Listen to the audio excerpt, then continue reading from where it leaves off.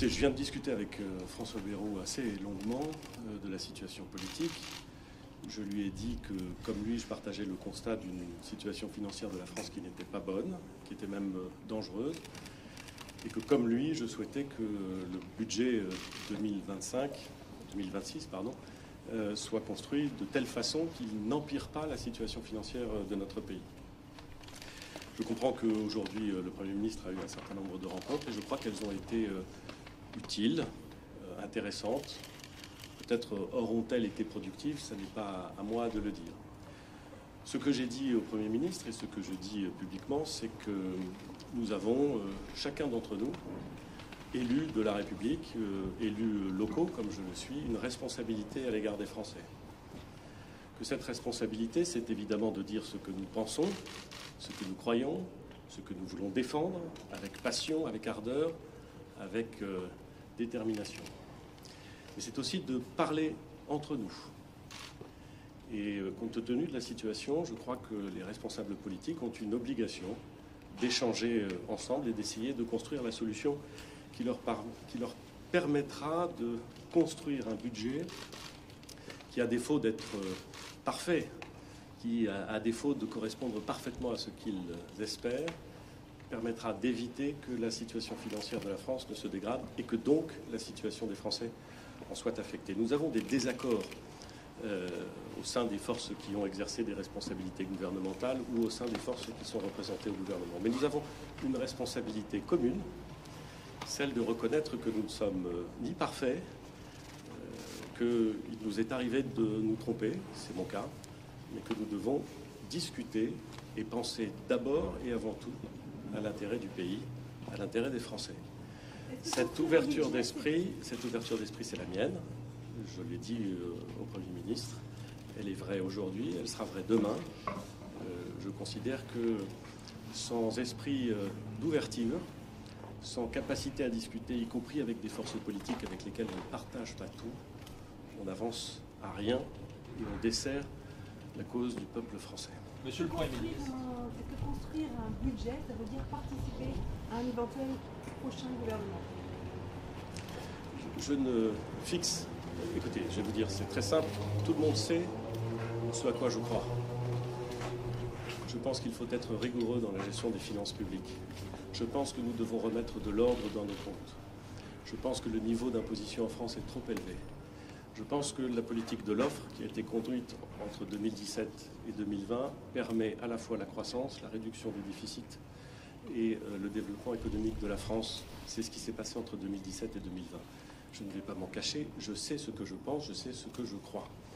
Mais si chacun arrive dans cette discussion avec la volonté d'obtenir exactement ce à quoi il croit, sans être capable de discuter avec les autres, alors il n'est pas à la hauteur des événements. Et donc, mon problème n'est pas la participation à un gouvernement, mon problème c'est d'essayer de construire un budget qui permette à la situation financière de la France de se stabiliser. C'est urgent, c'est important, et c'est au-delà de toutes les autres considérations. Monsieur le Premier ministre, dans votre projet présidentiel, vous avez régulièrement répété que vous vouliez faire une sorte d'alliance qui aille des socialistes à la droite conservatrice. En l'état actuel des forces politiques, est-ce que cette alliance est possible dans les prochains jours? Je ne sais pas. Mais en 2022, peut-être vous en souvenez-vous, j'ai dit dès après les élections législatives qu'il fallait, pour stabiliser la situation politique, une coalition entre ce qui avait été la majorité avant 2022 et ce qui était LR à l'époque. Si nous avions fait cela, si les LR et si la majorité précédente s'étaient entendus à l'époque, il y aurait eu une majorité stable et nous aurions pu avancer et faire avancer le pays. Ça n'a pas été le cas, je l'ai déploré à l'époque, je le déplore encore plus aujourd'hui. J'ai dit en 2024, après la dissolution, que la seule façon de stabiliser la situation politique du pays, c'était de créer la base la plus large possible, probablement depuis les LR jusqu'à la partie social-démocrate du Parti socialiste. J'ai été beaucoup critiqué à l'époque. Je constate aujourd'hui que cette capacité à discuter et à s'entendre aurait permis, ou permettra peut-être, je n'en sais rien, de voter les budgets et donc de stabiliser, là encore, la situation financière du pays. Je n'ai pas changé d'avis. Je sais ce que je crois, je sais ce que je proposerai aux Français.